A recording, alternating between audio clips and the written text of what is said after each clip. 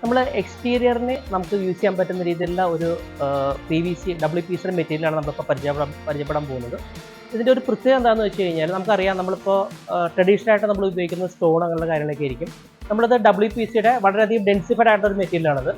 അപ്പോൾ ഇത് നമുക്ക് വരുന്നത് 8 feet ലെങ്ത്തിലും 9.5 feet ലെങ്ത്തിലാണ് വരുന്നത്. അതുപോലെ തന്നെ 8 inches ആണ് ഇതിൻ്റെ വിട്ട് വരുന്നത്.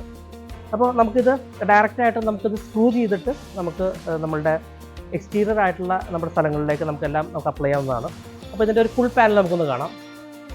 ഇതാണ് അതിൻ്റെ ഫുൾ പാനൽ വരുന്നത്. ഇത് 28 mm തിക്നെസ്സിലാണ് വരുന്നത്, 28 mm തിക്നെസ്സിൽ.